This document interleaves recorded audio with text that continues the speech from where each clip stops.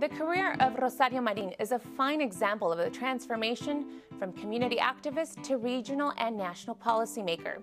Rosario became involved politically in her hometown of Huntington Park, California, after giving birth to a son with Down syndrome. It was at this point she realized the misconceptions about this genetic disorder in her predominantly Hispanic community. I think that being a Latina, certainly at my level, I am so aware of the significant needs that our community has. And being the mother of 3 children, one of them with special needs, clearly that's my involvement into politics was driven because my son was born with Down syndrome. And I realized that there were not enough Latinas making a difference in the developmental or in the intellectual disabilities world. So that was the driving force for me. Rosario currently serves in California as the Secretary of the State and Consumer Services Agency. Prior to that, in 2001, she was sworn in as the 41st Treasurer of the United States. Marin was born in Mexico City and is the first foreign-born U.S. Treasurer to hold this office. I think that one of the most important things that we need to do when we get to positions of authority, being Latina it's who I am, and I bring the voice, I believe, of the voiceless, whoever they may be.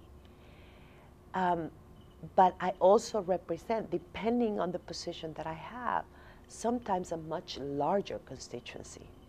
And so while I need to attend to the needs of the Latino community, my role, that role is a part of my bigger role as a representative of local government, state government, or the federal government. So I think that we need to be very careful. It's not just one agenda, if you will, that I'm driving. It's the needs of the community at large that I represent. Within that, the voices of the Latino community are going to be heard through me. But I represent a much larger constituency. And with the help of people like Rosario, who opened so many doors for us. As Rosario moved forward in her political career, her focus stayed steadfast, while always remaining mindful that, at times, her differences set her apart. There's been some very interesting moments in my life. I don't know whether it was because I was a Latina in some areas or I was a woman. I've been the first Latina in many positions of authority, certainly as an elected official or an appointed official. I've been the first, in some instances I've been the first woman, or I've been the first Latina. And so sometimes, people want to check you out, like,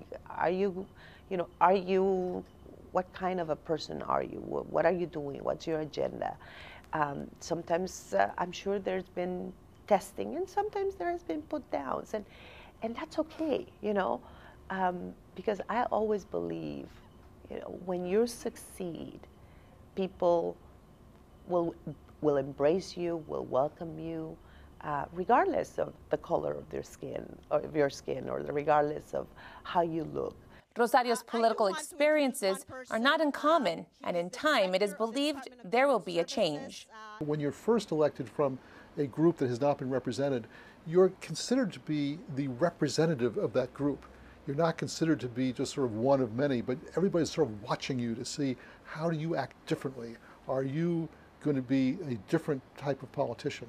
And so there's another barrier for Latino women to overcome, and they're doing it, but I think they're pioneers right now.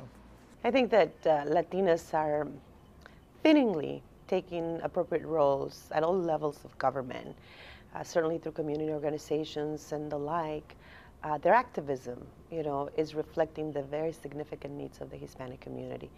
And we're just now, and certainly recently, in the last few years, we've seen an increased number of Latinas in positions where they can actually make a difference, whether they are in nonprofit organizations, elected officials, or even appointed officials.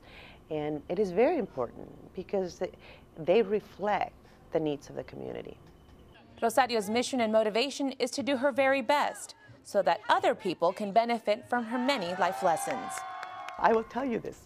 A very young lady that was running for her school council, she came in, she's a Latina, she came in and says, I want to be the president of the council. I want to be like you. And it's like, okay, and here I am giving her tips, what she needs to do, how she needs to secure the votes, and she's on 6th grade, I will talk to everybody and anybody, as certainly a young Latina. I would talk to them individually or collectively. I go to schools, I do commencement addresses, I wrote a book, and it says, go for it. You can do it, and I would help you any which way I can.